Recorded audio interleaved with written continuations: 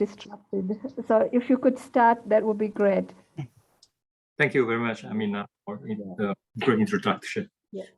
Good morning, everyone. Thank you to be here for the AI4Pan seminar for my talk. So first, I would like to take this opportunity to thank Amina and Roseanne and their team from the University of Queensland for this invitation to participate in the AI4Pan seminar. Today, I'll be sharing my collaborative research with Dr. Ning Zhong of the Singapore University of Social Sciences on the modeling of COVID-19 using a SEIR Multiplex network model where control measures can be implemented to observe their consequences.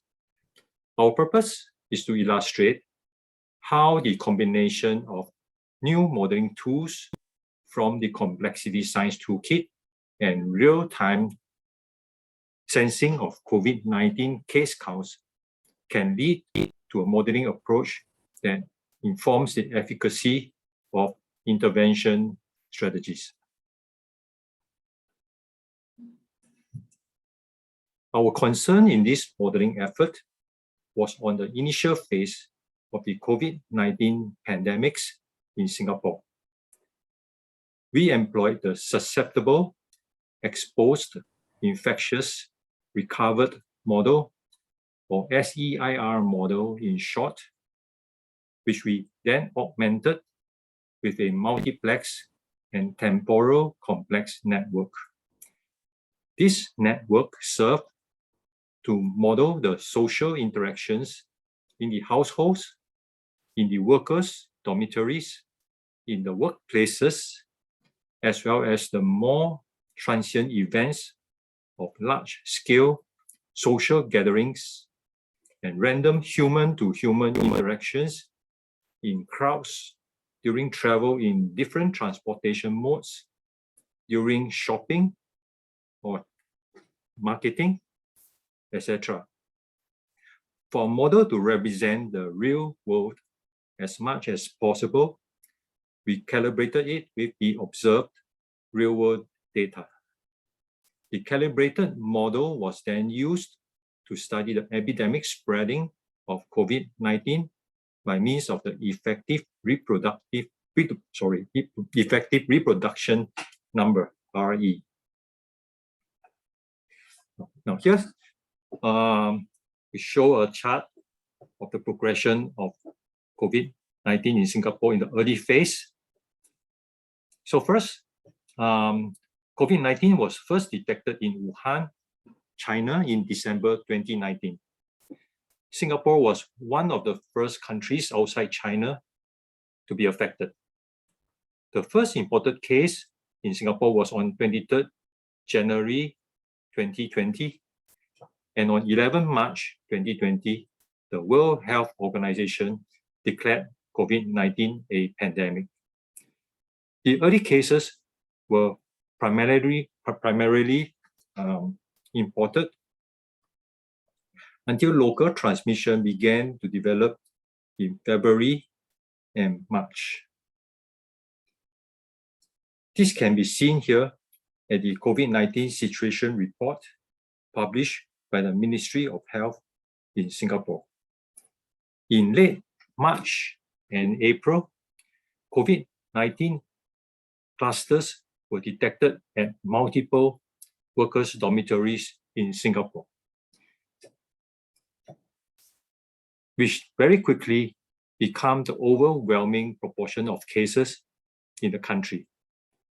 As of 14 August 2020, we can see that out of a total of 55,580 cases in Singapore, the workers' dormitory cases of 52,595 accounts for 94.6% of the total cases, while the cases that spread within the community of Singapore with 2,200 case counts only accounts for 4%, and the remaining 1.4% were imported cases. One point to note is the gray zone that you see here. It is the period where the government imposed a lockdown called the circuit breaker from 7 April 2020 to 1st June 2020. The government imposed social restriction during the circuit breaker with no work allowed for non-essential workplaces. Only essential workers go back to work during this peak period of the circuit breaker. Okay, to model the observed spread of COVID-19 in Singapore, we used the compartmental models in epidemiology because there is a significant latency period during which individuals who have been infected are not yet infectious. We include a compartment E, which stands for exposed, in the conventional SEIR model. The model starts when the first infectious individual is imported into the population of susceptible individuals in the susceptible compartment, where we assume all individuals within it are susceptible to COVID-19. This imported individual is chosen at random from the population. After a susceptible individual encounters an infectious individual, the susceptible individual becomes exposed with a probability P. The exposed individual enters the exposed compartment, the model, and it takes TE days on average before the individual becomes infectious. We assume the exposure period to be gamma distributed with a mean of TE days. Once the status of an individual is changed to infectious, the individual goes into the infectious compartment. This individual spreads the virus to each of his susceptible contacts with a probability of P. Each infectious individual stays in the infectious compartment for different number of days, depending on when they show the symptoms of infection and the time span from disease onset to social isolation. Also, the infectious status of an otherwise asymptomatic individual is assumed to cease only when the individual has recovered. We thus assumed that the infectious period for an individual's stay in the infectious compartment is gamma distributed with a mean of TI days. Once recovered, the individual moves into the recovered compartment. This individual is no longer susceptible to the disease and can no longer become infectious. Hence, our SEIR model is a stochastic model. So we implement it by means of stochastic simulations.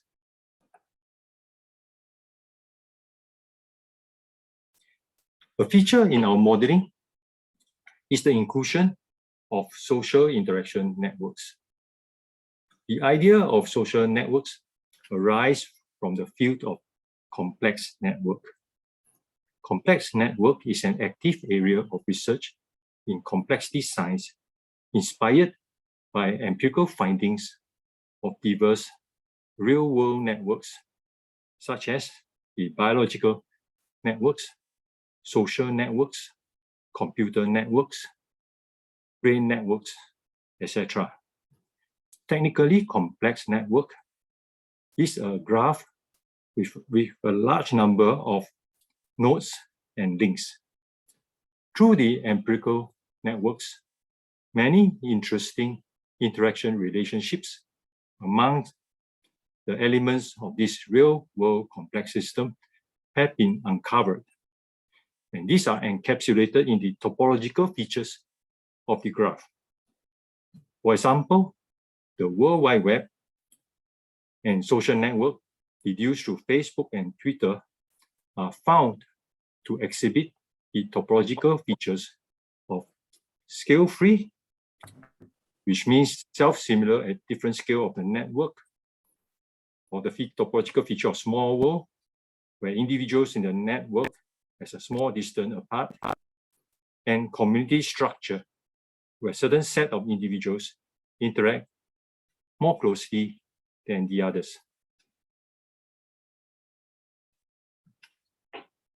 In our model, we have expanded on complex network by constructing a multiplex network which composed of multiple overlapping complex networks to represent more realistically the various types of social connections between the agents. Our aim is to study the effects of the concatenation of these various complex social interactions on epidemic spreading.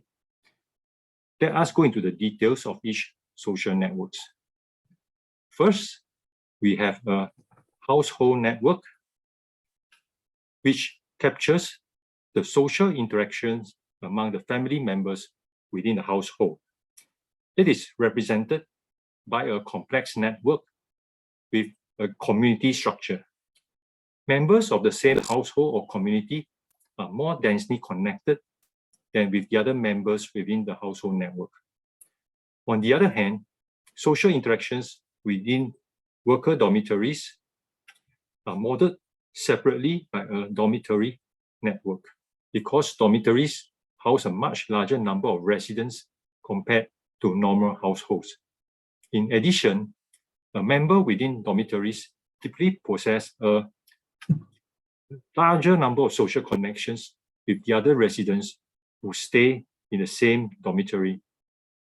Our special interest in workers' dormitories stem from the occurrence of a virulent spread of COVID-19 within the dormitory clusters within Singapore. Next, we model the social contact within and between workplaces by a workplace network. In Singapore, 45% of the population are employed and work in workplace. Each workplace is modeled as a community in the workplace network, where we have included the social interactions within school as well as a workplace network.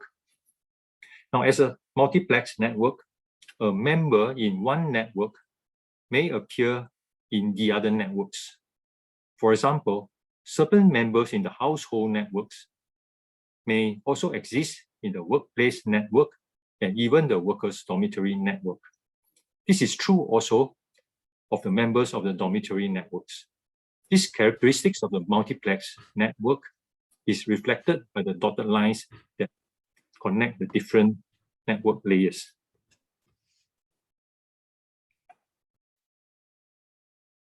In addition to the household, dormitory, and workplace networks, our model also contains another type of complex networks, which are more dynamic with topologies that change with time. Notice the change in the link configuration in these networks at the 3 time points T1, T2, and T3. These are known as temporal complex networks. They are used to model social interactions in public spaces. We consider 2 categories of temporal networks. One is social gathering network, which models large gatherings of people who attend religious events or professional conferences. The other is the crowd network, which models transient social interactions in public transportation system, in shopping malls, etc., with short-term interactions among groups, random groups of individuals each day.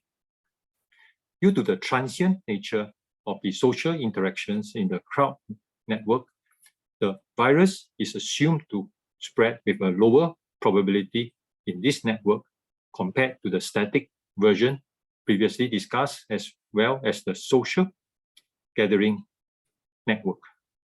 As before, because of the multiplex nature of our network, as individual can exist in the static network as well as the temporal network.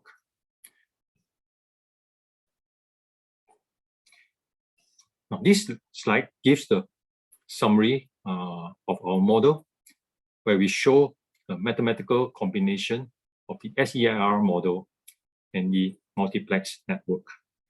Here, SIT, EIT, IIT, and RIT are the probability of individual I to be susceptible, exposed, infectious, and recovered at time t respectively, with n being the total number of individuals in the network.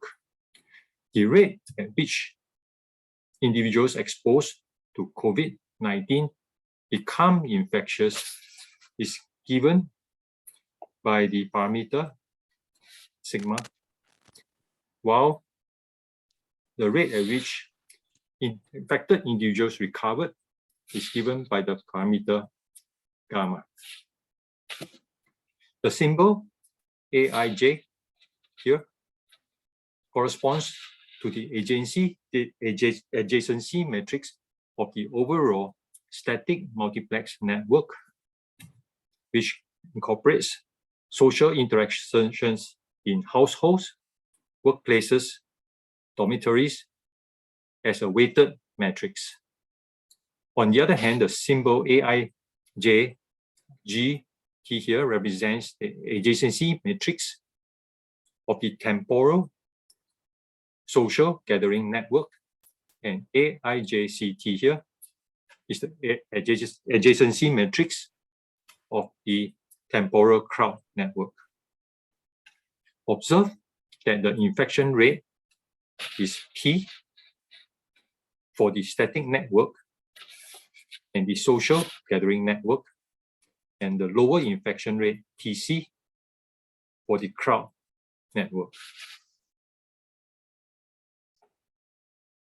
With the mathematical model, we are now ready to study the effectiveness of various intervention strategies in changing the manner of social interactions to stem the spread of COVID-19. Here, we shall tweak the parameters in our mathematical model that affect social interactions and observe how it curbs the accelerating tides of epidemic spreading. In particular, we demonstrate how our model can be used to test exit strategies to lock down during the decelerating phase of the pandemic without the potential occurrence of new wave of infection.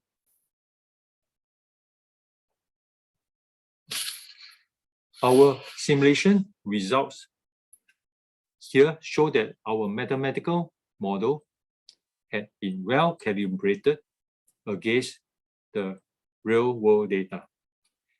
The black curve here and the blue curve here are from real-world data, where the blue curve corresponds to the cases in the community.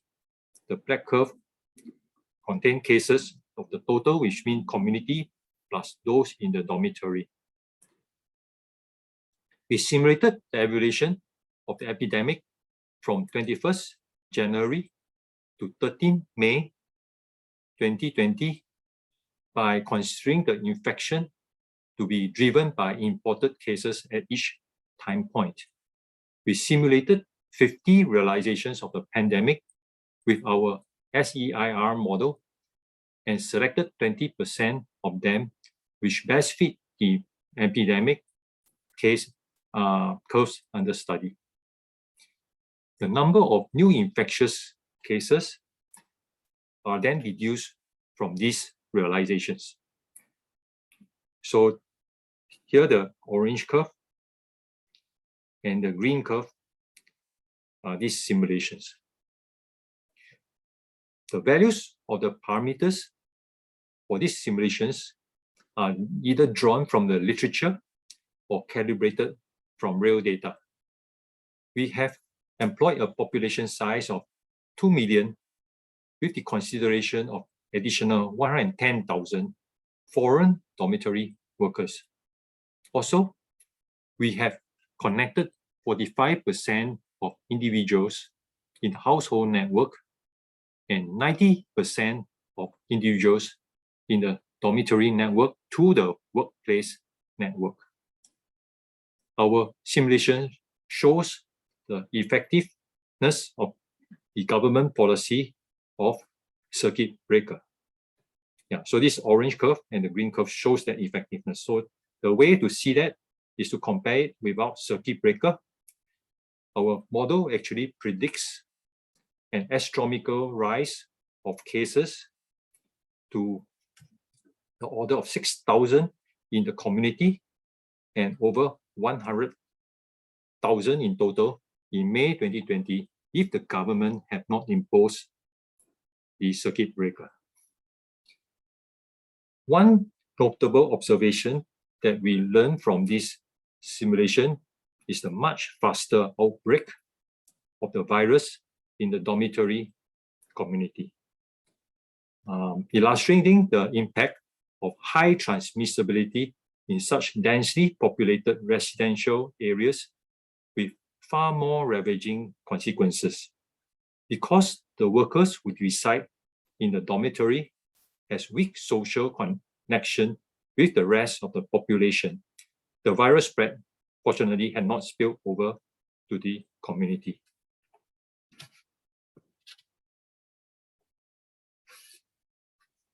Okay, here we show the parameters we employed in our simulation.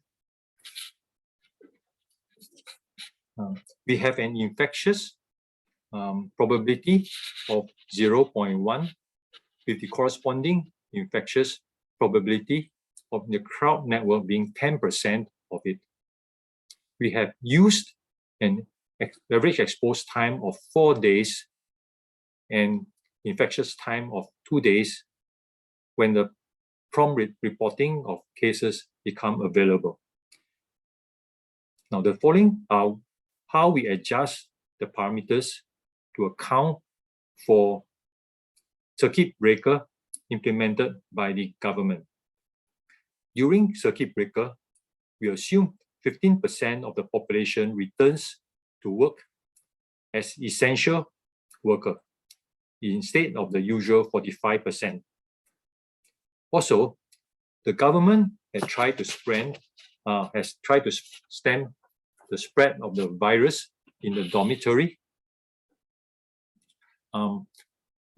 by reducing the social interaction between the workers by moving them to other locations.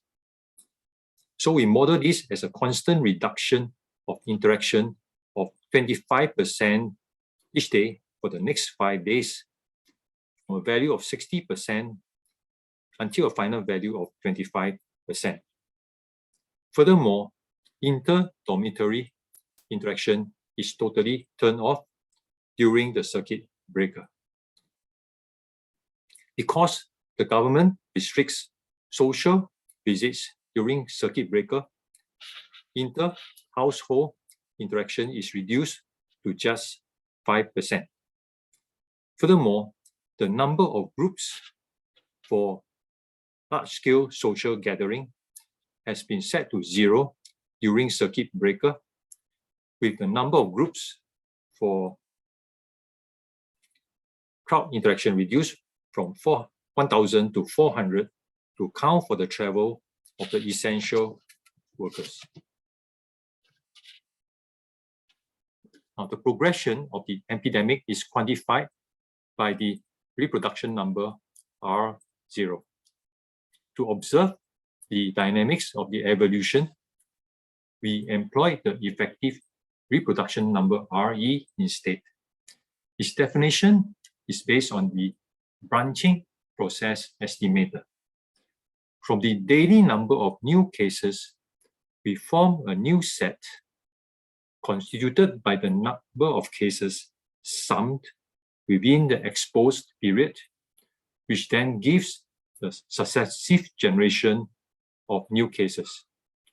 Why we do this grouping is because of the latency of the viral infection and the reproduction number computed from the ratio of the current sum to the from the current sum total over the previous sum total would then correctly capture the growth or the decline of the viral reproduction.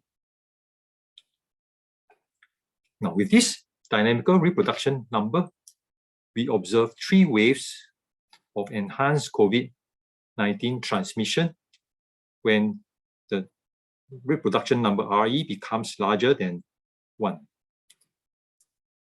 Using our simulation, we observed that the first wave happened on 14 February 2020. It corresponds to an infection cluster at the Church of the Grace Assembly of God, with its first reported case on 12 February 2020. There are a total of 33 infected individuals in this cluster. The second wave began on 22nd February, according to our simulation. It is related to another infection clusters due to a private function at the SAFRA Jurong, with its first reported case on 27 February 2020. So the total number of infected individuals for this cluster is 48. Now, these 2 waves of COVID-19 transmission are in fact exceedingly small relative to the third wave, which is shown here, which actually starts on the 29 March 2020, according to our simulation. The third wave is a very large wave caused by the circulation of COVID-19 within the dormitories of the foreign workers. Although the first reported case was published on 5th April 2020, right? Because we estimate it to be 29 March, but the first reported case was 5th April, but we realized that its presence actually could already preempted from the reported case of infection within construction site in the Raffles Place area on 3rd of April 2020. It means that it should actually have happened earlier. So the total number of infected foreign workers in the dormitories is about 23,000 at that point. Now, the time delay between initiation of each wave and the first reported case is consistent with the observation of a delay between onset of symptoms and diagnosis of the COVID-19. Now, with the circuit breaker ending on 1st June 2020, there are uncertainties on the strategic approaches to lift the various imposed social restriction orders.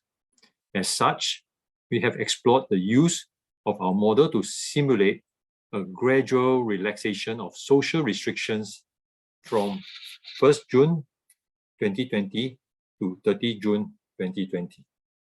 Here, we assume a full restoration of inter-household social interactions and 30% of the non-essential workplaces to become socially connected again with the workplace network. As a result of the returning of the workforce to the workplaces, we increase the crowd frequency and also increase the frequency of social gathering with an average group size of about 25. Finally, we assume the social connection within the dormitory to restore to 50%. Our simulation result based on these parameters show that the strategy of gradual lifting of social restrictions will flatten the epidemic curve, while a drastic resumption of social interactions to the period of the 21st January 2020 will lead to another large wave of COVID-19 transmission. Hence, our model indicates that prudent health policies that avoid massive social interactions are important in maintaining the current state of pandemic control. In conclusion, we have created a SEIR multiplex network to study the early phase of the evolution of the COVID-19 pandemic in Singapore. Our simulations based on the mathematical model shows that by establishing appropriate control measures, the pandemic can be well contained by maintaining the dynamical reproduction number to be below 1. I would like to thank you very much for your attention. And if you'd like to learn more about what we have done on this work, here are the references. Yeah. Thank you. That's all for my presentation.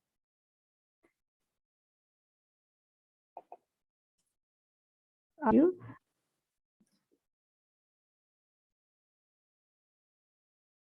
I'm happy to take any question here. Yeah.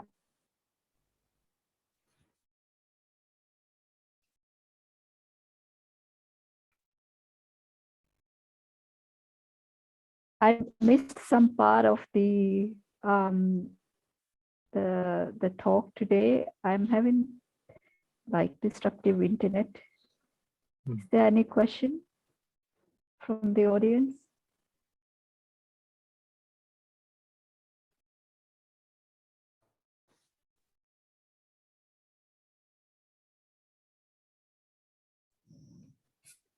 Hi, can I ask a question?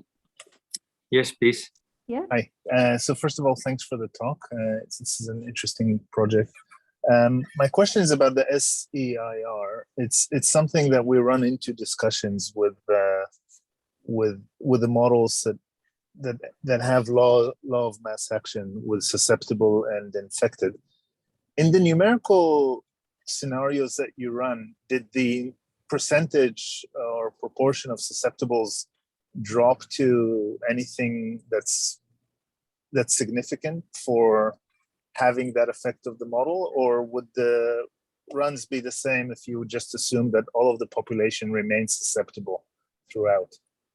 So what I'm saying, if the product of S and I is it important, or does that come into effect with those scenarios in Singapore?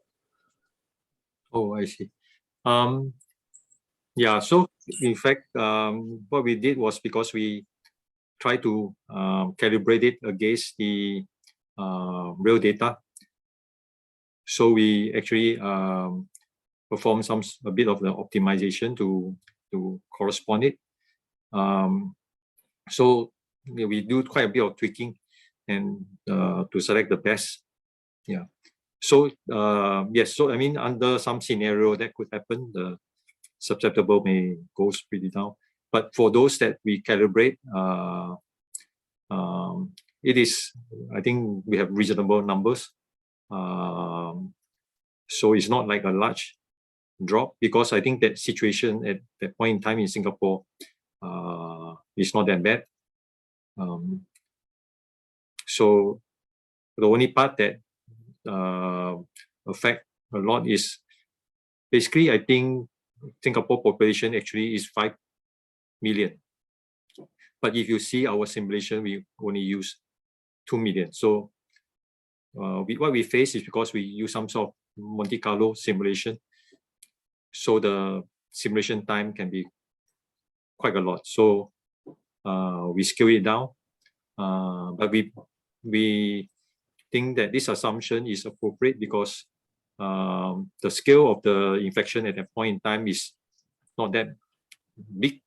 Like compared to now, I think we do need to have that 5 million population at the current moment with Omicron. But at that point is the starting, so yeah, it is actually pretty okay. So we means that in the actual real world data scenario, the susceptible population is pretty fine. It's not like all got infected. Yeah. Right. Okay. Thanks. So you're saying for those scenarios, you could have had an all of population staying susceptible scenario, But now with Omicron, it really is susceptible numbers decreasing makes a change. Yeah. Yes. Okay. Yeah. Thanks a lot. Yeah. Thank you for your question. Yeah.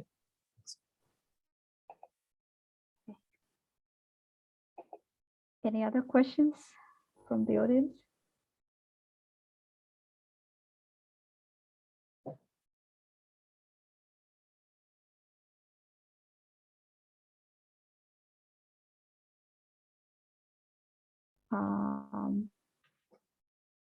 Okay, I don't see any other questions. Anyone else is asking. If no questions,